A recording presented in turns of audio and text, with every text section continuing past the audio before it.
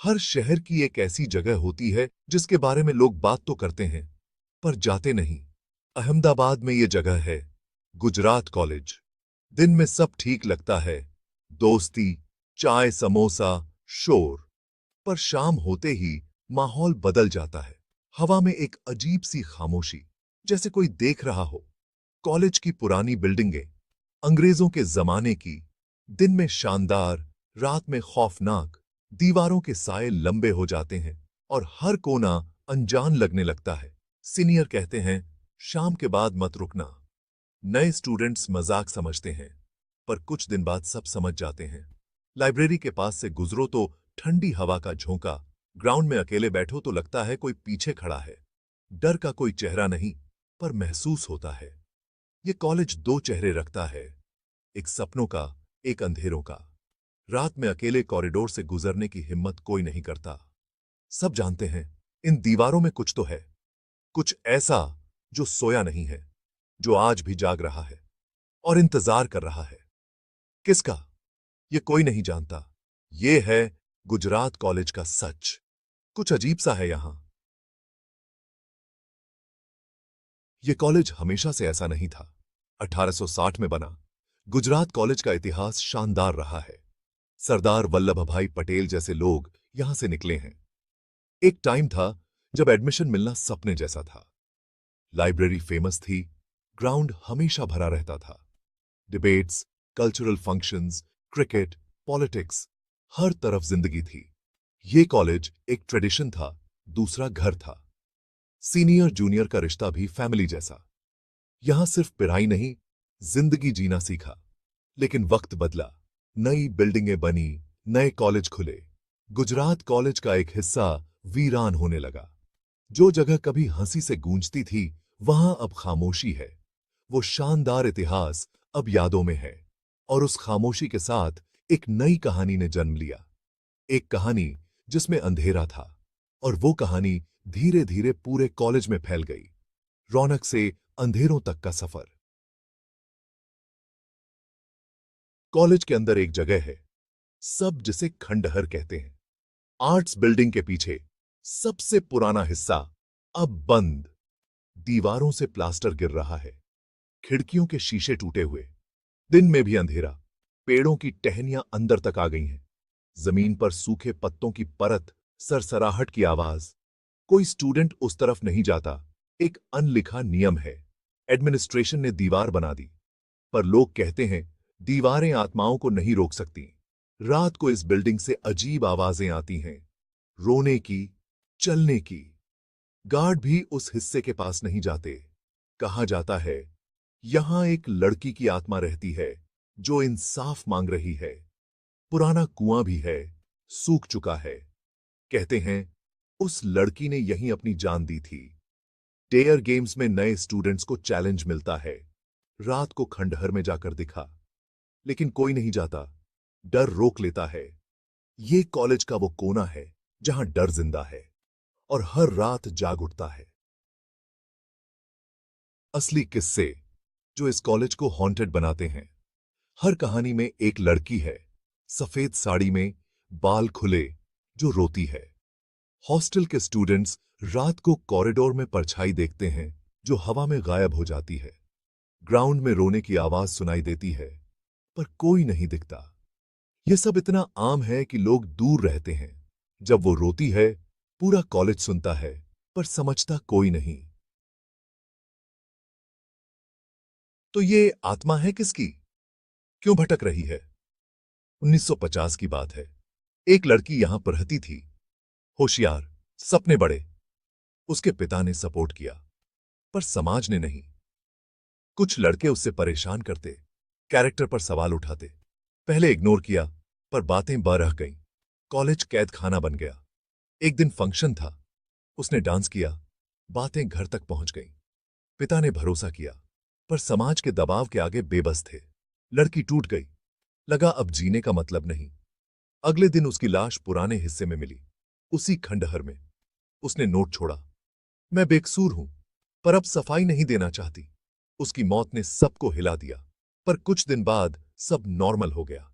लोग भूल गए, पर शायद वो नहीं भूली। कहते हैं उस दिन से उसकी आत्मा वहीं भटक रही है, अपनी अधूरी कहानी के साथ। उसकी चीख, उसका दर्द इन दीवारों में कैद है और कॉलेज की खामोशी में गूंजता है। ये है उस लड़की की कहानी। साल बीत गए, जमाना बदला, पर खंडहर की आवाजें नहीं बदली। नए स्टूडेंट्स आते हैं, नई कहानियां बनती हैं। कुछ लोग भूत का वीडियो बनाने की कोशिश करते हैं, पर कैमरा बंद हो जाते हैं, फुसफुसाहट सुनाई देती है, यहां से चले जाओ। हॉस्टल के नए विंग में भी स्टूडेंट्स रोने की आवाज सुनते हैं। हेडफोन्स लगाओ तो और तेज। कॉलेज के गार्ड राम सिंह काका कहते हैं, रात को खंडहर की खिड़की में रोशनी देखी, पास गए तो बंद हो गई, घुंघरू की आवाज सुनी, पर कोई नहीं था। अब वो उस हिस्से में अकेले नहीं जाते। ये किस्से कॉलेज लाइफ का हिस्सा बन गए हैं। सीनियर नए स्टूडेंट्स को सुनाते हैं, कुछ डर जाते हैं, कुछ मजाक उड़ाते हैं, पर जब अकेले कॉरिडोर से गुजरते हैं, सबके मन में एक ही ख्याल आता है, कहीं वो आज यहीं तो नहीं। ये डर ही उस लड़की की कहानी को जिंदा रखता है। एक याद, एक दर्द जो कॉलेज की दीवारों में बसा है। शायद उसे सुकून अभी भी नहीं मिला, और हर नई पीढ़ी उसकी कहानी सुनती है। डर, कहानी और वो लड़की सब यही हैं, कॉलेज की रातों में और खामोशी में, हमेशा। गुजरात कॉलेज के खंडहरों में एक कहानी छुपी है। कितनी सच, कितनी झूठ, कोई नहीं जानता। लोग कहते हैं वो आत्मा बुरी नहीं, बस वहां है, अपने दुख में, अपनी तन्हाई में। क्या वो आज भी किसी को ढूंढ रही है, या बस अपनी कहानी सुनाना चाहती है? उसकी कहानी जिंदा है, और सवाल भी, क्या उसकी आत्मा आज भी? मेरा नाम प्रिया है। मैं गुजरात कॉलेज की स्टूडेंट हूँ। कॉलेज के पुराने खंडहर मुझे हमेशा से आकर्षित करते थे। भले ही ज्यादातर स्टूडेंट्स अंधेरा होने के बाद वहां जाने से बचते थे। लोग कहते थे कि वहां अजीब चीजें होती हैं, पर मैंने कभी यकीन नहीं किया। जब तक एक शाम मैं खंडहरों के पास से शॉर्टकट ले रही थी। हवा अचानक से ठंडी हो गई, टूटी हुई दीवारों से परछाइयां फैलने लगीं और शहर की आवाजें खामोशी में बदल गईं। सिर्फ मेरे कदमों की सूखी पत्तियों पर चरमराहट की आवाज आ रही थी। फिर एक फुसफुसाहट, एक औरत की आवाज, रुक जाओ। मैं जम गई, दिल जोर से धड़क रहा था। मैं पलटी, पर कोई नहीं था। एक और फुसफुसाहट, रुक जाओ। एक ठंडी हवा का झोंका गुजरा, भारी और उदास।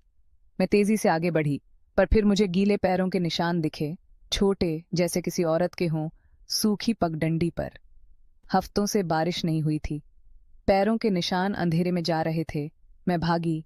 एक सिहरन पैदा करने वाली मौजूदगी मेरा पीछा कर रही थी। मैं तब तक नहीं रुकी जब तक मैं अपने हॉस्टल नहीं पहुंच गई, हाँफती हुई और कांपती हुई। उस रात मैं सो नहीं पाई। फुसफुसाहट मेरे दिमाग में गूंज रही थी और उन पैरों के निशानों की तस्वीर मुझे डरा रही थी। तब मुझे एहसास हुआ, कहानियां सिर्फ कहानियां नहीं थीं। प्रिया का सामना सिर्फ शुरुआत थी।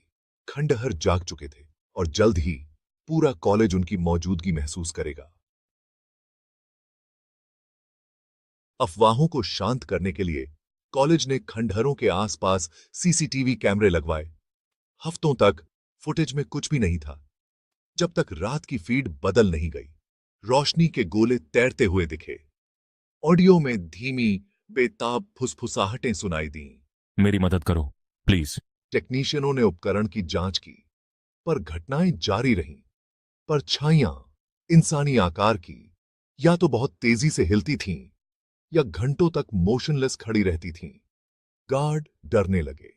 कैमरे, जिनका मकसद कहानियों को झूठा साबित करना था, उन्होंने उन्हें और पुख्ता कर दिया। खंडहर किसी अनजानी चीज से जिंदा थे, और कैमरे खामोश गवाह बन गए। रमेश, एक अनुभवी गार्ड, भूतों पर कभी विश्वास नहीं करता था, जब तक एक रात 2 बजे उसने मॉनिटर पर एक सफेद साड़ी में एक औरत को देखा। उसके बालों से उसका चेहरा ढका हुआ था। इस वक्त बाहर कौन है? वह मोशनलेस खड़ी थी। फिर धीरे से उसने अपना सिर उठाया, अभी भी बालों से ढका हुआ था। उसने सीधे कैमरे में देखा। देख रहे हो मुझे? रमेश को लगा कि उसकी नजर स्क्रीन के आर पार छेद रही है। उसने अपनी वॉकी टॉकी पकड़ी, पर इससे पहले कि वह बोल पाता वह गायब हो गई। उसने फुटेज को रिवाइंड किया, वह दिखाई दी, घूर कर देखा और गायब हो गई। ये सच नहीं हो सकता। उस रात रमेश ने अपनी पोस्ट छोड़ दी और फिर कभी रात की शिफ्ट में काम करने से मना कर दिया। इस भूतिया कहानी के पीछे की सच्चाई क्या है? क्या यह सिर्फ अफवाह है या कुछ और? हर साल नए स्टूडेंट्स नई कहानियां लाते हैं। खाली खंडहरों से नाम पुकारे जाना, अचानक ठंड लगना, देखे जाने का एहसास। गार्ड फुसफुसाते हैं कि जहां बिजली नहीं है वहां दरवाजे स्लैमिंग और लाइटें टिमटिमा रही हैं। सीसीटीवी फुटेज अब एक किंवदंती बन चुकी है और रमेश की कहानी हर नए रंगरूट के लिए एक चेतावनी है। भूत अब सिर्फ एक कहानी नहीं है, यह कैंपस लाइफ का हिस्सा है। खंडहर दिन में खामोश खड़े रहते हैं, पर रात में वे एंडलेस डर का एक मंच बन जाते हैं। चाहे अफवाह हो या सच, डर असली है और यही मायने रखता है। भूतिया घटनाएं और ज्यादा पर्सनल हो गई हैं। रात में हॉस्टल की खिड़कियों से धीमी रोने की आवाजें आती हैं। स्टूडेंट्स को खंडहरों से ओवरलैपिंग फुसफुसाहटें सुनाई देती हैं, जिन्हें रिकॉर्ड करना असंभव है और जो सिर्फ जिंदा लोगों के लिए हैं। कुछ को एक ठंडा हाथ या एक हल्का सा खिंचाव महसूस होता है, पर वहां कोई नहीं मिलता। अब अंधेरा होने के बाद खंडहरों से पूरी तरह बचा जाता है। यह एक चेतावनी है, कहानियों का सम्मान करें और सूरज ढलने के बाद दूर रहें। कुछ दरवाजे ऐसे होते हैं जिन्हें न खोलना ही बेहतर होता है। कहानियों को याद रखें।